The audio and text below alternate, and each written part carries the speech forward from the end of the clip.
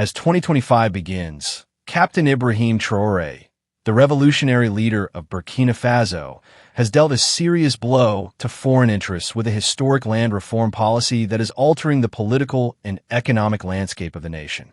Under his leadership, the Burkina Faso government has completely seized all land, making it unlawful for foreigners to own title deeds.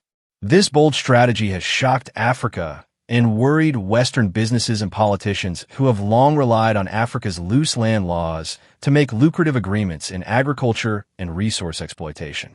Despite critics quickly labeling this policy as dictatorial, the Burkinabe government has steadfastly defended the decision, saying it is a strategic and necessary measure to protect national sovereignty, prevent land exploitation, and guarantee that the country's resources are used for the benefit of its people.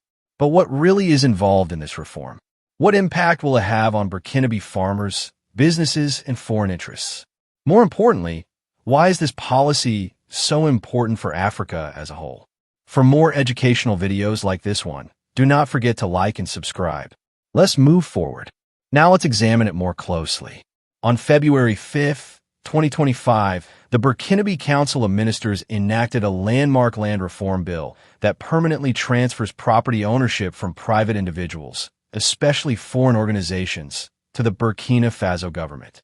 Dr. Abubakar Nakanabo, the Minister of Economy, gave a presentation outlining the primary objectives of the reform, and President Traoré attended the meeting when the bill was formally adopted. As a result of this bill, Minister Nakanabo declared that land is now state property. The bill suggests three important changes to Burkina Faso's land ownership system. The state now owns all the land. No single business or foreign entity can claim complete control of land. Second, foreigners are not allowed to own title deeds. They can no longer permanently inherit or own land in Burkina Faso. 3. A long-term lease scheme is put into place. Long-term leases, ranging from 18 to 99 years, are available to both foreigners and locals in lieu of land ownership, mostly for agricultural, industrial, and public infrastructure projects. This program fundamentally alters Burkina Faso's conventional land tenure structure, which was established on customary land rights. Customary traditions served as the foundation for Burkina Faso's land ownership system for a long time, with local groups managing and distributing land in accordance with ancestral claims.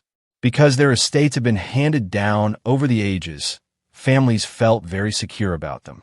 However, this approach created significant problems because there was no legal documentation. Since most landholders lacked official paperwork confirming their claim, land conflicts were common. Elites exploited the system and claimed customary rights to obtain vast areas of land, while local farmers suffered. Among them were business tycoons and politicians. Western businesses, Chinese businessmen, and other foreign entities secretly bought land through dishonest means, taking advantage of loose land laws to take over productive and resource-rich regions.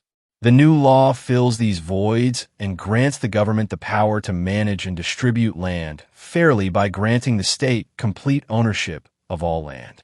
In reality, Burkina Faso is regaining sovereignty over its land, despite the fact that this measure has been denounced as an authoritarian power grab, especially by Western political and media circles. Due to Africa's lenient land laws, multinational corporations and foreign governments have been able to exploit its natural resources for far too long without providing aid to the local population.